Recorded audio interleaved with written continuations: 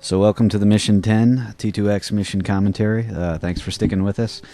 This is the brothel map of ill repute. This is a map we talked about for a long time, and for the longest time it didn't have a designer, and we finally got Gon Chong on board with the project. Yeah, probably our most famous fan community designer at the time. And he graciously accepted the mission. Yeah. And Gon Chong came on board about a year into development or so. He was making Willow Island, which was, I believe, like the fourth mission in the series of maps that he made for the Thief community. And he was kind of excited. Like, he was finishing up Willow Island, and we sold him on t2x and on what we were doing. And he came on board and took the brothel map and just took it and ran with it. Pretty much brought all of his strengths to the project, and we were really glad to have him on board. Yeah. It was a real different mission from a lot of the other ones, and clearly his stamp of his personality is all over it. If you've played if you haven't played any of his fan missions, I highly recommend Willow Island especially. But just any of his stuff is great, and it was we felt like that was a real shot in the arm for us to be able to get him for this. Yeah, I think some of Gon Chong's greatest strengths is really the ability to create little memorable moments. Sometimes that involves you're laughing because you know this mission very well. Stuff, but no, I mean, sometimes it's gameplay, sometimes it's fictional setups, but he's able to create these really small little individual rooms or nuggets of gameplay that just really stand out in your mind. They're really unlike anything else. A great example of that is like in one of his earlier maps, Shunned. Like halfway through the map, you're in this haunted mansion, and then suddenly the entire place is transformed, and you're teleported to this new place, and like the entire place is in ruins, and there are undead crawling everywhere, and it's just so unexpected that it just really leaves an indelible impression. Yeah, you never forget. Yeah, his missions. I mean, yeah, and so he was actually a really good choice for this map in that sense, because we needed somebody to really kind of flesh out. Pardon the pun. To kind of flesh out the rooms in here, and just thematically what the brothel is going to look like, and what kind of activities we're going to go on here, and what the scripting was going to be like, and so that seemed to work out pretty well. Yeah. Well, and speaking of flesh, that was one of the controversial things. Not horrible. I mean, not a lot of people didn't get real upset that there was nudity in this, but that was something that I actually don't remember discussing it very much as to whether we would leave it in or not. I mean, it just wasn't. Yeah. It wasn't really an issue for us. We just figure, there's no 6-year-olds playing the game, and Thief has a mature rating, and we definitely earn it in this fan mission. Right. That's kind of what we figured. We didn't have any real censorship criteria to satisfy, as long as we didn't go too overboard. We thought we could get away with whatever we wanted. Yeah. We knew that we wanted to have a brothel map, and there have been other brothel maps done in the fan community before, and some of them were pretty decent, but none of them really felt seedy enough, and that's what we told Gon Chong, that it really needs to be seedy and feel like a real place. Yeah. And he definitely took that direction to heart. So very early on, the harlot models were some of the earliest ones that we got, and again, we were very grateful to get them. Von Iles was the one who modeled them, but because they were very early in development, they were kind of low poly, and I think he was kind of learning still as a character modeler. So it's one of those models again that we might have replaced under ideal circumstances, but we got our, they worked out okay in the end, and they had a variety of costumes that we liked, and we had the naked harlots that we put in the map. And Duncan thought they were all attractive, and that was really yes, that was creepy. Yeah. No, we actually we did feel like we needed to have the naked harlots in the map, but we really wanted them to be somewhere where the player couldn't get. We really wanted them to be out of sight, so we could kind of hint at it and maybe show a glimpse of it, like you'd see in a movie at a distance. And for the most part, I think we stuck to that, except for there's one instance where you find a naked dead hooker on the floor, and that kind of blew that whole thing. Yeah, kind of blows that out of the water, But that was the idea, to really to allude to more than we showed, and just to have that available to us. And Gon Chong definitely did that, not just with nudity, but with the design of some of the rooms. Just kind of sparked the imagination, if you will. Yeah, we can talk about those as we get to them. Yeah, there's definitely a lot of creativity involved in this map. Yeah. So The section that we're actually exploring right now is a little bit of an area outside the brothel. I always kind of felt like this suffered a little bit from excess space bloat, kind of some of the things that we talked about earlier. There's just a little bit of excess space here that's a little bit unnecessary. It's not really necessary to explore it in order to win the mission, but it's here if you want to kind of look around and waste time. And the reason that I was kind of opposed to these spaces and missions is because I felt we had so much space in While the City Sleeps and in the Sunnyport map, The Art of Deception, that really we didn't want to tire out the concept of exploring an open city environment, that really the player was going to be spending a lot of time in those two maps running around, and we really wanted to keep things kind of focused when we had a central building map like the hotel or the brothel or what have you. But in the end, I still think it worked out, pretty well. One of the compromises that Gonchong and I came up with was just to make this area non-critical, to leave it as kind of a secret area that it could stay in the map, but that it wasn't on the critical path, so you didn't have to do a lot of extra exploring in order to win the mission or in order to get into the brothel right away.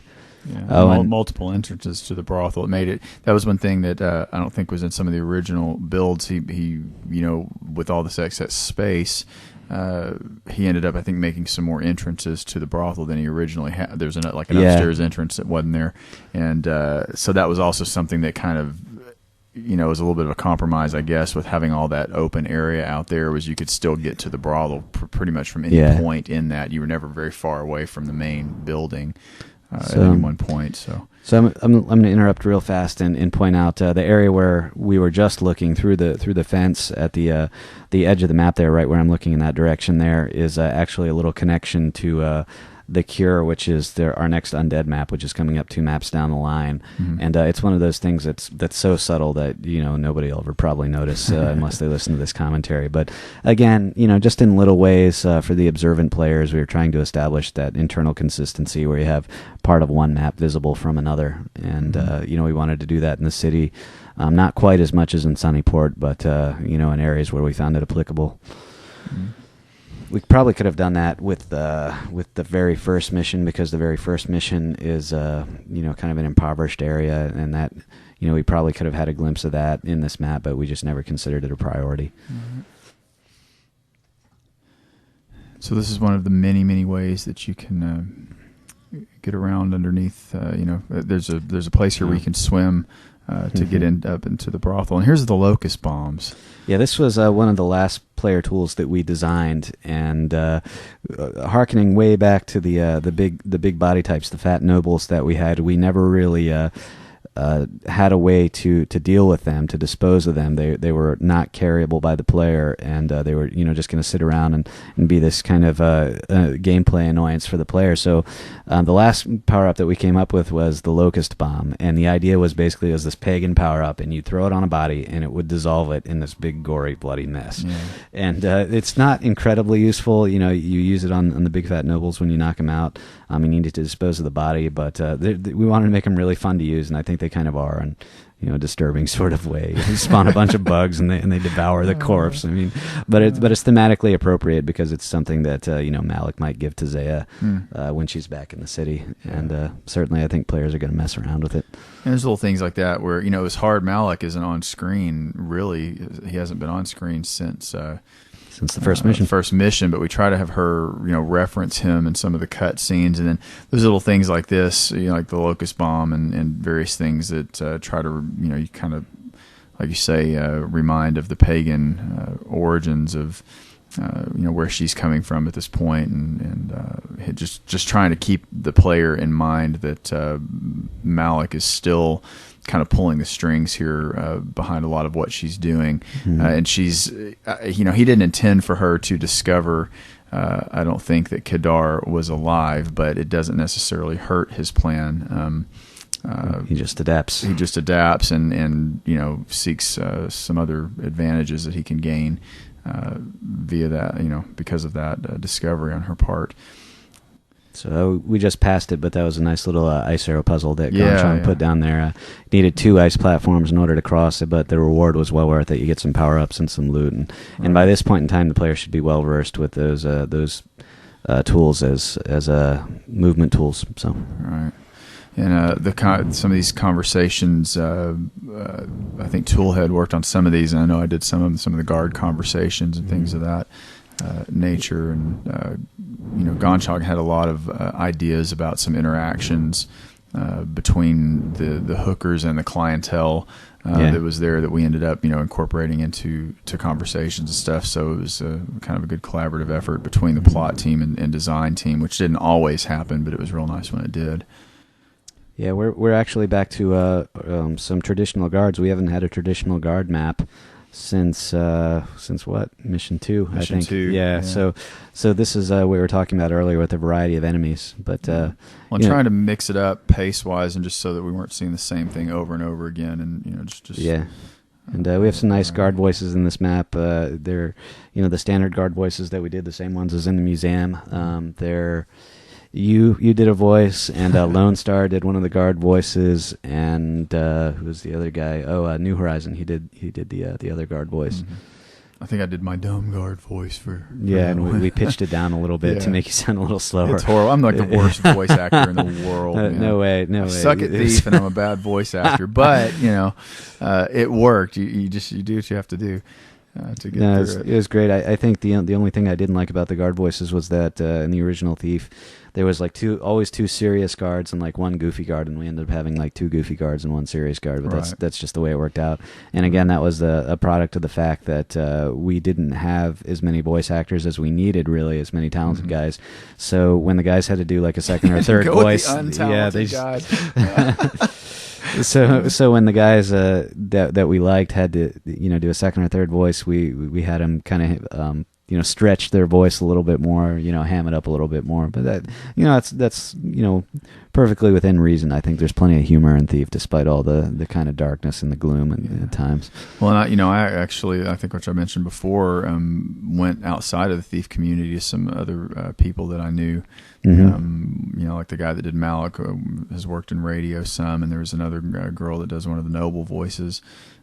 Just her personality, I just thought, hey, she'd be good for that. Had no knowledge of the Thief game franchise or anything like that, but we just wanted as much of a variety as we could get, so we weren't afraid to look wherever we had to try to get some different people in there. Now, did you want to mention the bow upgrade that's up in that window that we just saw there? Oh yeah, there's a if you haven't read the forums on the Thief community boards ever. There's this kind of long-standing joke about a bow upgrade that's supposed to be somewhere in the Thief games, and it's always like a kind of red herring that we put newbie community members through to get them to spend endless hours looking for it. And I don't know, it's just an old hat joke at this point, but Gonchong thought it would be funny to actually put like a little hidden item that's marked as a bow upgrade in here, and it was a fun little in joke, I think, for anybody who's ever been on the Thief community boards. And there's guys that have spent you get these threads. You still get them, yeah. You still get them. How do you get up into that room? The room with the window with the bow upgrade. Bow upgrade. Yeah. And of course, we just tell them that there's not actually a bow upgrade there. That's kind of a myth. The bow upgrade is actually in the Alaris extension. Yeah. So then they go back to Bone Horde and spend a couple of weeks fighting with that. Yeah, it's kind of mean, but we have fun with it. But yeah, that's a totally geeky Thief reference. The Thief community is actually, I think, really huge considering the sales of the game. Yeah. I think at any given time, through the Looking Glass, probably has 10 or 12,000 members. And Thief, each of the Thief games only really sells about 500,000, so that's a pretty good percentage. And I know we've had many tens of thousands of downloads of T2X, so we've actually hit like a really large part of the market, I think, more than we could have ever really reasonably expected to hit. Oh, definitely. And I also have to mention too, on this mission, we were talking about this earlier, not when the mics were on, but we were eating earlier. We were talking about the fact that Terry Pratchett, if anybody knows who Terry Pratchett is, author of the Discworld novels and real popular author in Britain, and he was seen on the internet, posting, asking about a particular switch that opened a secret door in this level, and so those of us that were Terry Pratchett fans were pretty You're pretty flattered. Pretty flattered, pretty humbled that to know that he, obviously we've known for a while that he was a Thief fan and all that, but that he actually went to the trouble of downloading t2x to play it. Definitely, for me, it was just kind of a reward in and of itself for a lot of the work that we put into this. And yeah, this is the sewer the water entrance I was talking about earlier. It's just, again, that's another thing that, we really didn't have to talk to Gonchong at all about was, non-linear gameplay. He's that's just his instinct, from playing to build very well connected maps. Yeah, and, very to have many entrances into any given location. Right. It worked out well. Yeah. And the nice thing about this too is that they're not just generic entrances. Pretty much anywhere that you choose to go into the brothel, you're either confronted with an AI or a conversation or Burke poop or something. There's something to make that memorable. He's got a way of really being able to. Like Dave said, just provide those little moments that are memorable. And that's a little bit of a challenge when you don't have a linear map like in traditional first-person games. Mm-hmm. So to complete the vision of having a kind of den of sin, we wanted a very small little gambling parlor here in the basement for the elite clients. If you're playing on expert, one of the objectives is to get down here and clean out the safe, but this is on hard, so you don't have it. But you can still come down here and check it out and steal a bunch of stuff. It always makes you feel kind of thiefy. Yeah. And I always like these kind of environments because they make you feel like you're seeing part of a secret society that doesn't want to be seen. Right. So... one of the things that I remember in beta testing that that I complained about a lot with this mission particularly, there were so many keys because there were a lot of doors. Yeah. You had the key to the gambling hall, the key to Truett's room, the key to the third floor, the key to the bathrooms, the key. It was just key. Yeah, after let's talk key about after that. Key. Yeah. And it was just too much. It was crazy, and it was really confusing for a while there, and that had to kind of be revamped. Yeah, it was. I think it was scaled back a little bit, wasn't it? I don't remember. Yeah, not completely. I mean, not completely. This Yeah, level this is still has still more like keys than any other. This I is think a really than any large mission key hunt. ever in the Thief games. I think this mission and the next mission are really key hunts. I think that's kind of okay because we don't fall back on it too often in t2x. Right. But I think strangely it's become very popular among modern fan missions in the community to put millions of keys in, and I really don't know why. I think there's a certain class of Thief player that just enjoys the key exploring. Hunt. Yeah, the key hunt, like exploring every bizarre like corner and nook in a building and looking for one small little item that'll help them progress it. But I don't know. It's not realistic. I mean, people don't keep keys. Tucked in dark corners. Yeah, like in Constantine's mansion. Hidden in the camouflage of the rug by the bed. People don't do that. Yeah, some of the fan missions out there are just ridiculous, and frankly, I just don't find it fun at all to really have to look for like 20 keys in a map. It's just too obsessive compulsive for me or something. Well, and it's necessary sometimes. I mean, here you've got a situation where it makes sense here. It's a brothel. There, the guards are concerned for the safety of the women for good reason. There's a dead one as we speak, up in one of the rooms, and so there's going to be areas that are locked off, and the keys are not just going to be laying out in the open for anybody to get. But generally speaking, and again, there's multiple ways to get in. You don't have to have a key to get into the brothel. That's something. You can use any vertical entrance or the water entrance that I used. Or whatever. So it's not so much that finding the key is an obstacle to going on with the mission. A whole lot of times in this, I mean, toward the end, you've got to get the key to Truett's bedroom and all that. But I think obviously the key hunt is kind of to me, it's just kind of a lazy design crutch in a way. Yeah, I mean, not that we're overly criticizing this mission, because this mission really only had a few I think there are some that are out there now that are really just a little bit Right. overboard. Well, yeah, the thing that I do like about this map and the keys in this map is that they're all very interesting to find. Like, Right. there's the key that I'm about to pick up, I think, in a little bit here. You find out by the burrick that's tied up outside, and the idea being that he ate the key and then, like, passed it out. And, it's kind of gross, but it's one of those great little fictional moments, that Gonchang came up with that really makes it a more memorable find than just finding a key in a dark corner somewhere. Yeah, that's definitely a Gonchang moment. Yeah, the burrick poop. The burrick poop. Yeah, but yeah, that's what I'm saying. As far as I didn't feel like that was one of the reasons that I kind of quit harping on the key thing with this mission, because after playing it a couple times, you realize, the majority of these keys, they're not mission critical. They're, if you want to see this one area, you got to get the key, or if you want to go in that particular door. But there's other ways to do it. So he didn't really rely on keys as a crutch in this one, in the way that I've seen in a lot of fan missions, where just instead of coming up with a more creative way to give the player access, you fall back on that on the Doom thing, where you gotta find the key to open the portal, and that wasn't really the case here. It just the concern was that there was at one point I think 7 or 8 keys in the inventory, and it was a little bit confusing, even for a thief player. It was a little bit much,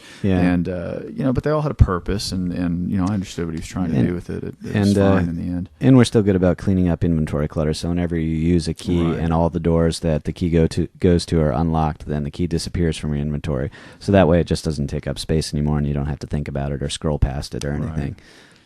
That tends to work out pretty well.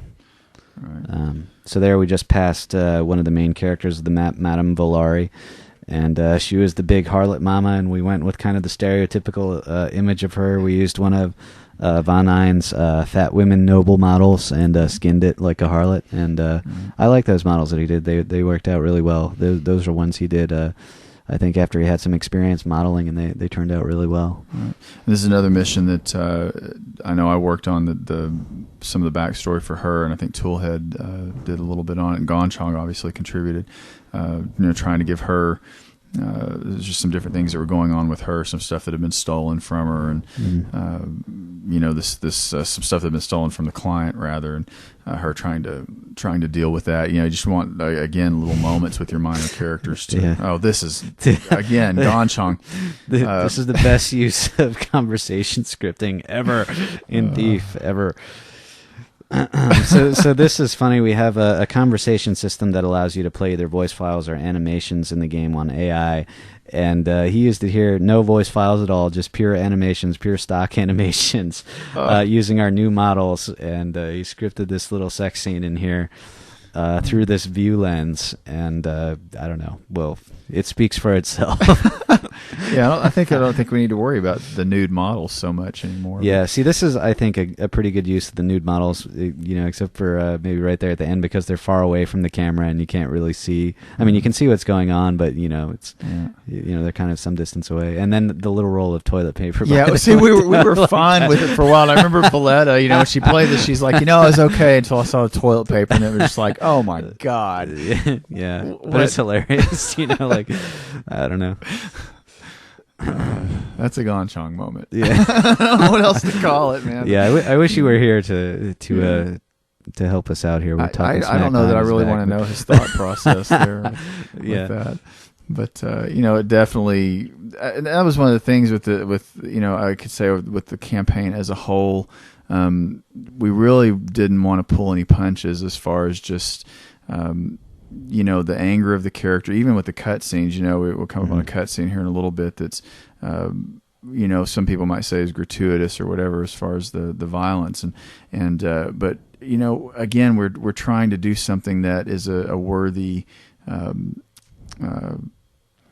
just a worthy addition to what Looking Glass had already done, and we wanted to maintain a certain level of intensity and kind of have that contrast between the moments that are humorous and then the moments that are really kind of startling or dark, in certain ways.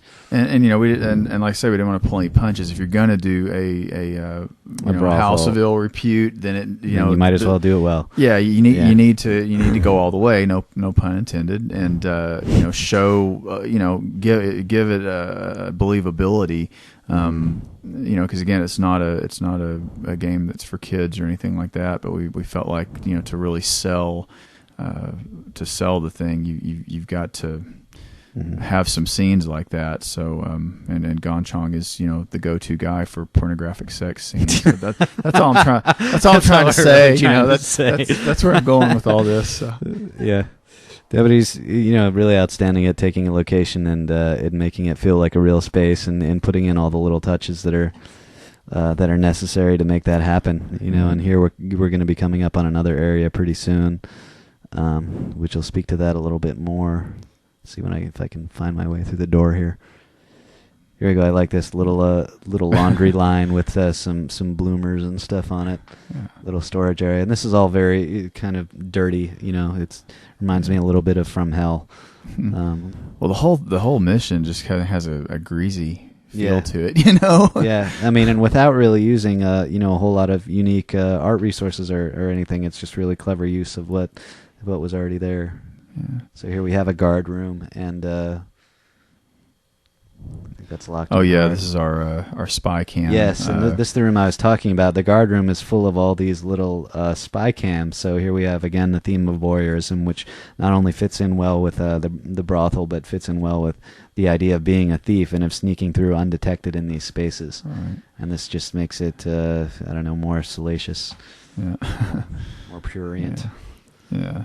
I mean, definitely you don't have to have it for the gameplay, but it adds to the atmosphere. It adds some character. It makes the room have meaning, I think, because otherwise this would just be like a generic guard room, and it's like, well, how can we take a generic guard room and make it more interesting? And Gonchong had the idea of making it kind of like a room where they were able to spy on people, and so that just makes it inherently interesting. Which begs the question: why is the guard just over there sleeping?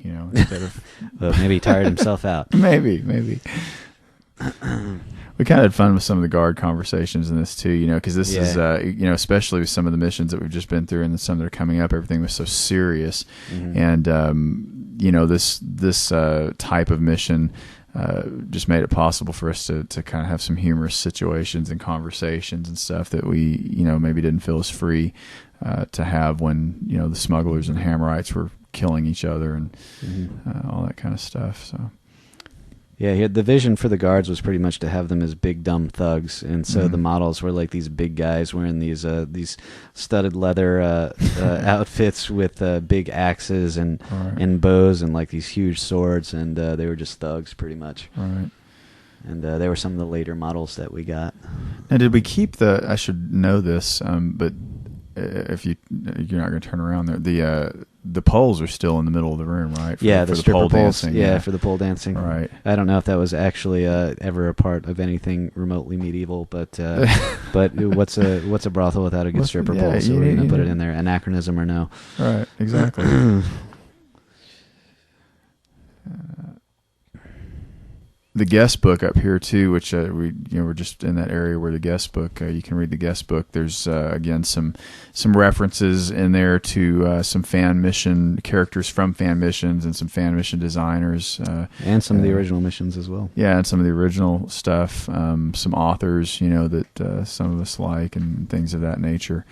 And I think we talked about Terry Pratchett earlier. I know there's a couple places where I snuck in.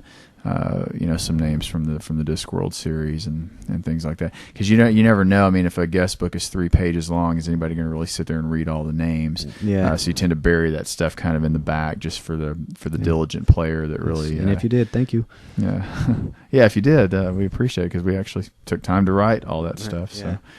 And part of that, and none of that is really necessary, but part of the reason that we do it is just to make the world feel more alive and consistent. So if you do happen to look through, then your expectations are going to be met. Yeah. Here's the drunk naked girl playing the piano. Naked girl playing the piano. Every guy's fantasy. If you could find a drunk naked girl that plays piano, your life would be complete for a little while anyway. But no, I'm just kidding. Yeah. So here we go. Here's Valeri's office. This was I don't know if we communicated this quite well enough. This is the office where the harlot madam hangs out and like keeps her books and so forth down here. And this is a little bit circuitous. I think we use a key to get another key. Yeah, So- yeah. This is one of the spots I kept saying, boy, we gotta do some lock picks here or something, you know. 'Cause Yeah. it's just it's a little bit overkill. And you know, of course, again, you're playing these things as they're coming in. So it's the first build, and it's kind of like, you know, tasting a meal before it's fully cooked. You know, these guys are still working out things, and I probably drove them nuts because we had this, you know, the bug database that Duncan made for us, where we'd Yeah, we haven't talked about our testing process very much, but you'd log this stuff, and guys would come back and say, "Well, man, you know, I've only done one pass at the mission. You know, obviously I'm going to replace this later, but you know." Yeah, so all professional software projects, like especially games, you know, they all have a database basically where you can track tasks and track bugs and report things and just make sure that everything is reported and that people get a chance to fix it. And we didn't have any professional software available to us, you know, without a license. So Duncan, who is our mission designer who did the Art of Deception mission, was also one of our primary code guys, and he wrote the installer for us, which we haven't talked about, but he wrote all of our installer code. And he also wrote a bug database for us. So we had a web-based bug database where everybody went and could report any bugs or you know, strange things that they found in maps. Right. And then all the designers would be able to go there and see them and fix them. So we had basically a fully functional professional bug database that was done by one of our members, which was just completely invaluable. It was really awesome to have it. Yeah, and I mean, if there's any one thing that I could recommend to teams. Not so much important for people that are just doing individual missions, but for teams that are working over the internet, like some of the guys are in the Thief community right now. You know, making these mods and stuff. It was invaluable. You know, if there's any one thing you want to stop and take time to create that will help your team communicate and you know, have all your basically all your problems collected in one spot, you know, to look at. You know, that a database is just I mean, highly recommended. Yeah, totally invaluable, especially once you get you know, about halfway through development and people really start testing things, and you know, it really becomes useful and relevant to be able to see the kind of bugs that people are finding. Right. And especially like, you know, during our alpha and beta phases, I mean, we had hundreds and hundreds of bug reports coming in. I think we had, you know, a couple thousand by the time we were done. I mean, but we could log everything there. I mean, you know, if somebody found a plot inconsistency or you know, bad spelling, I mean, it could be logged in this thing. And you know, it was a great way too for me to you know, go in there and kind of blame other people for things that were probably actually my fault, but I would just delegate, you know. And yeah, it's also a great way to prioritize, you know, because when you do have those kind of bugs, you can you know, assign them out, or you can, you know, kind of leave them in there and discuss them for a little bit first and post comments, or you know, you can assign tasks to people in a particular order, you know, so that they'll fix certain bugs first. You know, it's just really handy to have for all those reasons. Yeah, so a lot more organized than just, you know, random emails being sent back and forth, or a conversation in a chat room that you're going to forget the next day. Yeah, I mean, hardcore scheduling is something that, you know, is really hard to finagle on a mod project online, but at the very least, having a bug database is really helpful, I think. Yeah, definitely. That and just a lot of alcohol the longer the project goes on.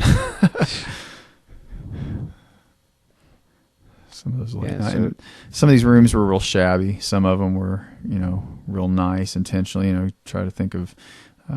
Not that I've ever really been in a brothel before, but you know, when you try to imagine, when you try to imagine, you know, there's different clientele that comes in. They're going to want different things and can afford different things, and so he tried to accommodate all that with the room designs. I love these axes, man. Those axes are so brutal. These guys have.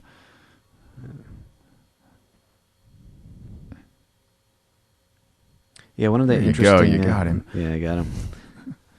One of the interesting gameplay differences, I think, between the original Thief series and some of the more modern stealth games like Splinter Cell is that the original Thief games were much more adamant about forcing the player to adhere to stealth, because when you play something like Splinter Cell or even like Manhunt or something like that.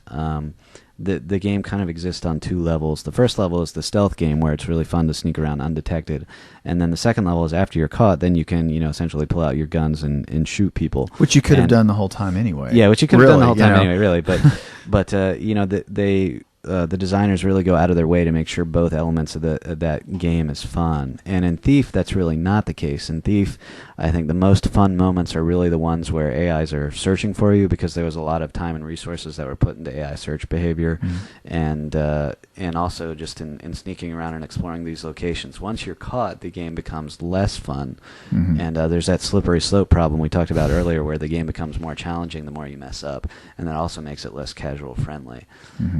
So in Thief 2X, when we were designing our tools here, and we put you in a big environment like this with a lot of guards, and made it kind of challenging, we hoped that some of our new tools would alleviate that kind of design flaw, if you will, that Thief has. That maybe when you get caught, now you not only have flash bombs, but you also have ice arrows and different types of tools that you can use in order to thwart the AI and escape. And even in the mission design, we were kind of conscious of giving the player constant escape routes. Like Gonchong was really excellent in this map about placing a lot of open windows and doorways. So if you get caught, it's not just running endlessly. It's like you can jump out a window and elude the guards, and that's cool, and it feels like a very cinematic, like Thiefy kind of escape. Right. So. Yeah.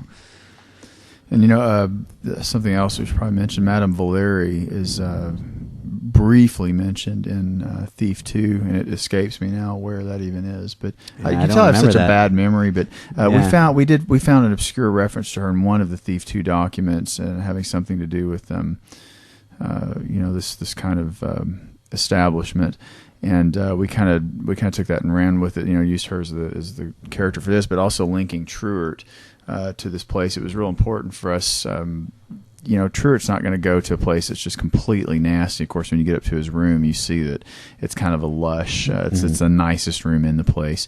And again, we felt like Truart was a safe character to kind of bring into the expansion, because obviously he's dead. If you haven't played Thief 2, I'm sorry, I just spoiled it for you. Just ruined the whole game. He's dead, and Darth Vader is Luke's father. But he was safe too, because we figured the developers were done with him. Here's our dead naked hooker.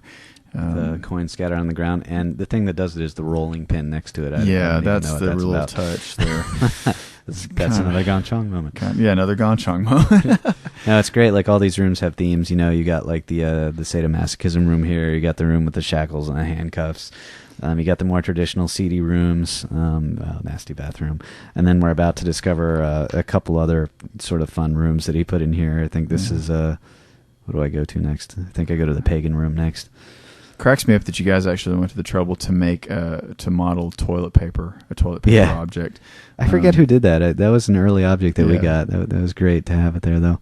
Another little anachronism, I suppose, even in a fantasy universe. But it's funny because it conveys the idea. And it makes the bathrooms even nastier, in a way, because you're a little roll there. Yeah. I guess I should talk about some of our usable objects too. Like we haven't talked about like our doors and safes and so forth. Dramed or Dark, I should say, the engine it's a real pain in the ass to make movable objects, like multi-jointed objects, like AIs especially, but even doors and chests and so forth. They have to be done in 3D Studio Max, and you have to create, from what I remember, these specific planes and name them in a very specific way, and then export them and bring them into the game, and then hold your tongue just right. Yeah, and hold your tongue just right, and assign values in the property browser, and make them work. But we were really adamant about wanting new movable objects. We wanted new kinds of doors and safes and things like that. Mm-hmm. And I think there was like probably a 3-month period, I think, where I took all the requests for all the objects that we needed, and we just cranked them out. Right. I think and then y'all uploaded basically a little little mission where you could go into these series of rooms and play with and experiment with all the objects. I forgot about and pick that. them up and throw them and see if they would break. And that was always a fun thing. You know, it was kind of like Christmas morning when one of these would be uploaded. You know, oh, new stuff to play with, and you go in there. And of course, again, as writers, it gave us ideas. You know, here's an object that we haven't had before. Can we somehow, you know, just spark the imagination of different things we could do. That's one of the things that you see in professional development all the time, but you don't see in mod development too often is the idea of having these test levels where it's just like a gray box and you can go in and it just showcases like one particular aspect of art or gameplay. We did that several times. I think we did that many times. We had many different test maps. Yeah, we had maps that just basically showed off the new AI models and skins. We had test maps that showed off like a specific scripting, and then we had test maps that showed off new art resources as they came online. Books, you know, the books like that books that opened up, the chests that opened up, the doors, and then the tons and tons of other objects that we made. We had hundreds. I think we had like 500 or 600 new objects in one form or another. They were either reskinned old objects or new objects that were created or jibs that were created. We just had tons and tons and tons of stuff, just massive amounts. My favorite thing is the desk drawers. You know, that we finally have desk drawers that we can open and get into, because it seemed like, you know, especially in Thief 2, I was really hoping when that came out that would be something you could get into dresser drawers and wardrobes and open, you know, because it seems like as a thief, those are the places you would pilfer. You want to do. Yeah, you want to rifle through people's drawers, right? And you couldn't really do that, so it was, you know, we at least got the desk drawers in this, which I thought was really really a good. nice addition. Yeah, we have like the opening cabinet and the opening desk drawers, and those were actually not too bad to set up. We were going to have them in Thief 3 too, but they were one of the things that got cut, I think, which is too bad. Yeah. But I was glad to get them in here.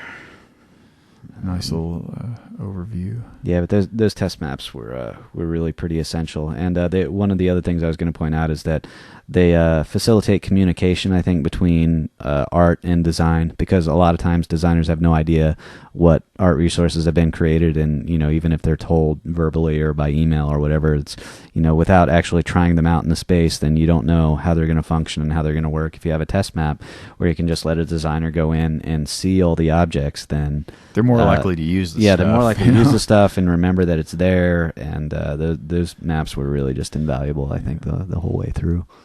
We talked about Truett a little bit earlier, and you know, of course, in Thief 2, we only get to see his corpse, really, and he's in a couple of cut scenes, but it was nice here to kind of resurrect him for this and have him alive. And you know, you can't really interact with him because he can't see you, but just to find out a little bit more about him, he's, you know, and of course, again, just like the Hammers, we suspect that he's corrupt. We pretty much know he's corrupt. We hear him conspiring with Karis in the eavesdropping mission in Thief 2, but you know, here we actually get to see him up and around, walking around, and all of that. And you know, we kind of weren't sure exactly how far to go with that. We knew we wanted to have that tie into Thief 2, and then, you know, of course, tied into the thing with Kadar. And we had to give the player objectives not to harm him, because we needed him alive so that he could serve his function in Thief 2. Which was to die in Thief 2. So, so he's going to get killed later. But we wanted him here. We used him as an important plot vehicle. He was a pretty well developed character, and I think ironically, even though he played probably a more pivotal role in Thief 2, you know, he actually has more of a character, I think, in T2X than he does in Thief 2, because we actually get to see him close up and see him in the actual mission, not just dead, but actually see him up and walking around and interacting with the environment. One of the things I was going to mention about the guard that was in that hallway, I don't know, you know, some people may not have caught this, but there's a note downstairs on the porch. It's in an area where you don't really have to go, but it talks about that these two guys have basically put some type of diuretic into this guard's this guard that's in the hallway that we saw was promoted, and the guys downstairs think that he's gotten a little too big for his britches, as we say in the South, and so they somehow slipped a diuretic or something into his drink, and there's a little, you notice that one of the ways that we allow the player to get into Truett's room here is by having this guy walk around the corner into another area. Well, if you ever go back in there, there's a bathroom, and the idea is that he's having to run to the bathroom every couple of minutes because he's been slipped this diuretic in his drink.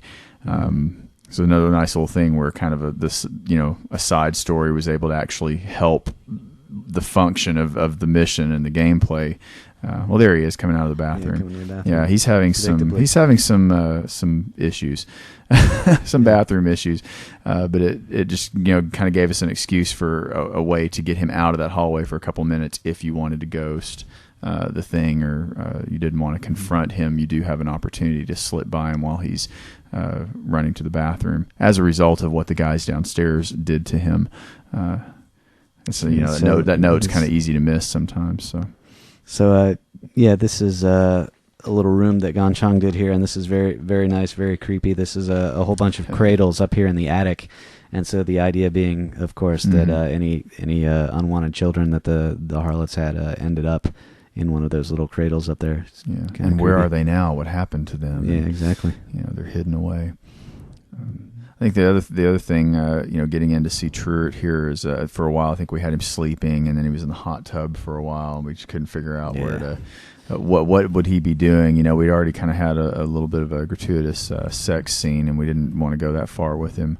And the prostitute that's in here. But, we wanted him up and moving around, so he was actually a viable gameplay obstacle. So that you didn't want to be seen by him. You had to avoid him, but we wanted to give him some personality too. So.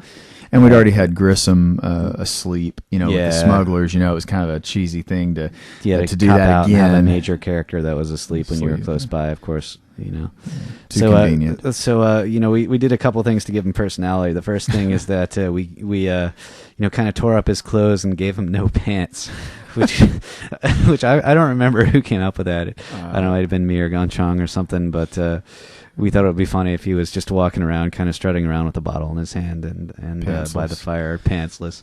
Yeah. And there's actually a pair of pants on the chair like close by there that we modeled those. That seemed to fit. And then we had Paul Fox do his voice. And it was a very late addition to the map because we always deemed his voice was very low priority because we always wanted our voices to be reusable. We didn't want to do just one character if we could avoid it because it just takes a lot of time and resources to do a single voice, and to only use it in one little room in the game is kind of wasteful. So we lowered it in priority. But it's one of those wish list items that we ended up getting. Yeah. Near the end of the game, we thought... we had a few extra cycles when we were testing, and we turned it over to Paul Fox, and he actually recorded a bunch of lines when he was sick with a cold, and so there's some pretty funny ones that I don't know if we ended up using or not, but he had some pretty I think we used most of them. He comments about it being drafty and about being cold and walking around, and I don't know, all this other stuff. But it just sounds great. It's very deep and very menacing but funny at the same time. I always thought it would be a great name for a band, Sheriff Truett's Pants. Yeah, there you go. That sounds very indie. Yeah, it really does. But so basically, she reads the diary here and finds out that Truett was apparently in possession of Kadar at one point, but it freaked him out because Kadar kept whispering the word sire over and over again, which is you heard Kadar in the first mission refer to Zaya by that nickname, kind of they called her when she was a kid.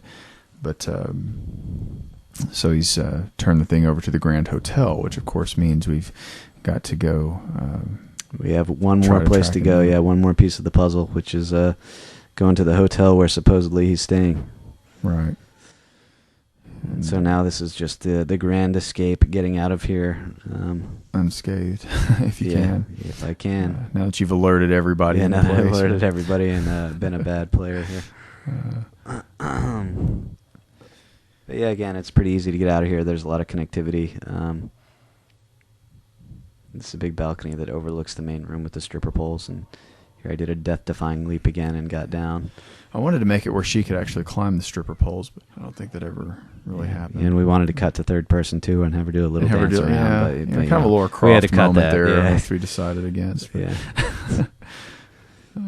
Here I just go hog wild and knock out a bunch of hookers. Right. Well, it's interesting, when you're testing this and a little confusion arrow here.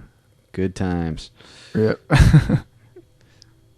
It's kind of funny when you're testing this, and I remember one night my wife, was not just real in the loop a lot of times about what was going on with the story, and I always say, I gotta go club some hookers, or I've got to go, I got to go spy on some hookers or something like that. And she just didn't even ask questions after a while. It's a t2x thing. Yeah.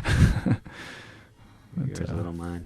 Yeah. These are the two guys that planted the diuretic, actually, I think. Yeah, there's the guys out front, the very first conversation that you hear, and I ended up murdering them. How sad.